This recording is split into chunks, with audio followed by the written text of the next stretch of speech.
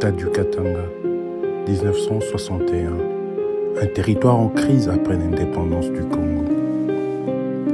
En 1961, l'État du Katanga dirigé par Moïse Tshombe s'est proclamé indépendant du Congo, nouvellement libéré de la tutelle belge. Dans un climat de tensions politiques et militaires, le gouvernement katangais met en place des mesures d'exception pour contrôler l'information et préserver l'ordre public. Cette période marque le début d'une politique de censure stricte, encadrée par des ordonnances lois et des directives ministérielles.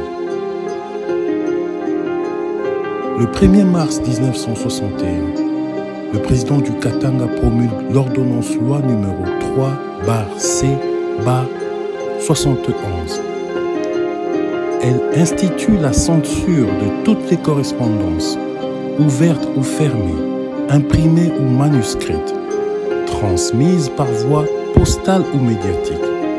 Cette décision s'appuie sur l'état d'exception proclamé en juillet 1960 et mise à empêcher la diffusion de contenus jugés subversifs ou dangereux pour la sûreté nationale de l'État du Katanga.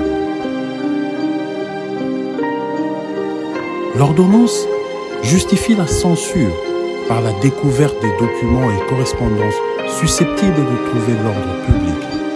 Ces éléments ont été saisis lors de perquisitions menées sous l'arrêté du 4 octobre 1959. Le gouvernement katangais affirme que la stabilité du territoire dépend du contrôle strict de l'information circulant, en particulier en période de crise.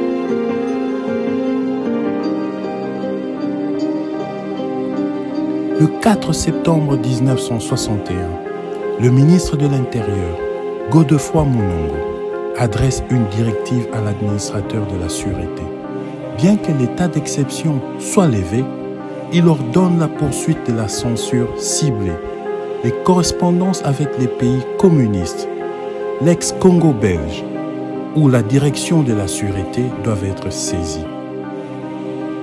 Mounongo insiste sur le respect des procédures et interdit toute censure de membres du gouvernement, sauf pour les diplomates de l'ONU. Les directives précisent les types de documents à censurer: propagande communiste, échange avec les régions hostiles ou diplomates étrangers. Cette surveillance étroite reflète la méfiance du régime envers toute influence extérieure.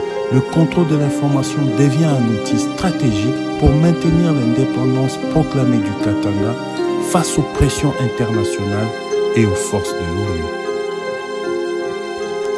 Malgré la rigueur de la censure, Mounongo impose des limites, interdiction de retarder la distribution de journaux, respect des correspondances non examinées et protection de communication gouvernementale. Ces mesures visent à éviter les abus tout en maintenant le contrôle. Elles illustrent la perplexité d'un régime oscillant entre autorité et légitimité. Moïse Tshombe, président du Katanga, Godefroid Mounongo, ministre de l'Intérieur, sont les figures centrales de cette politique de censure. Leur collaboration avec l'administration de sûreté relève une stratégie de contrôle étatique fondée sur la surveillance et la restriction de flux d'informations. Ces décisions ont eu un impact durable sur la perception du Katanga à l'échelle internationale. Merci de nous avoir suivis. Allez, on se retrouve à la prochaine. N'oubliez pas de nous suivre.